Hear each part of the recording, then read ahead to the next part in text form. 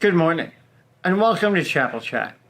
I'm Pastor Kevin Little, and this is the chapel at Rantoul First United Methodist Church.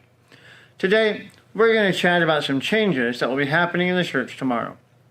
In United Methodist Church, pastors are appointed on a yearly basis. Any changes typically take place on July 1st.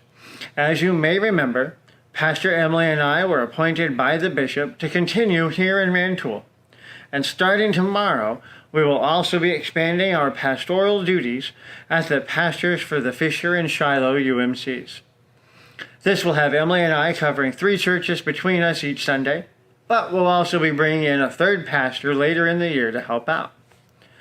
Now, as changes like this happen, and especially as pastors move from church to church, we get the question, why do we move pastors around like this? The easy answer is that it's the tradition of our church. But when we look at it deeper, it's also the tradition of Jesus and the early church as well. With Methodism, it began in part from a shortage of Anglican priests in the American colonies. Because Methodism focused on personal dedication to God and addressing social concerns, it spread rapidly through the colonies and continued to do so after the Revolutionary War ended. As the country expanded, so did Methodist churches, often with a new one springing up in each town along the way. John Wesley was an itinerant preacher himself. He didn't typically have a church of his own. He traveled in England and filled in as priests went on vacation or were ill. This allowed him to connect with many different people throughout England, and he was able to see a great benefit in having different points of view introduced into the Anglican churches that he was serving in. Now, because of those experiences, Wesley developed his new approach to ministry for the colonies.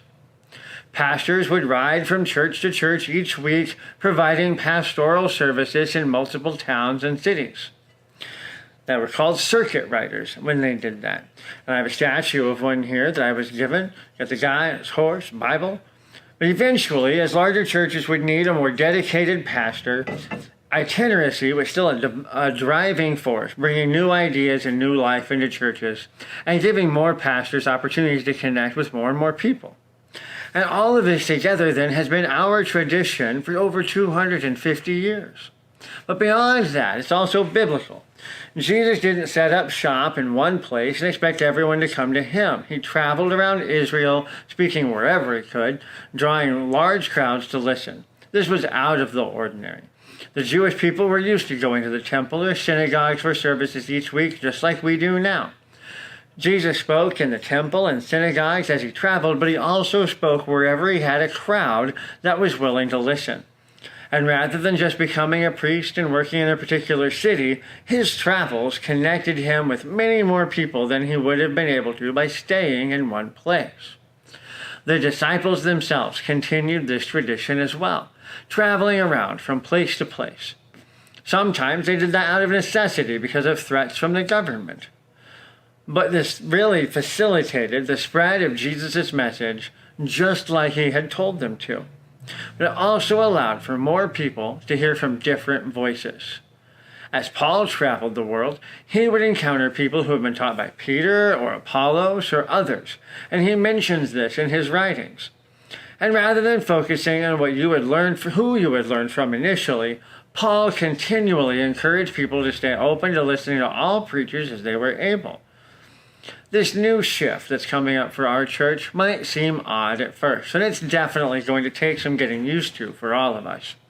But it is more of a return to our roots than it is a new thing. Pastor Emily and I gain more people to reach. Rantoul gains a third pastor who will share their gifts with the church. Shiloh and Fisher will be getting 3 new pastors ready to learn about them and work together to guide the churches wherever they are called to go. It's going to be a lot of work, but it's also going to be a lot of fun. I'm looking forward to starting this new journey on Friday, and I'm really looking forward to having more locations to film Chapel Chat in. Thanks for joining me for another Chapel Chat. I'll see you here again next week. Have a great week.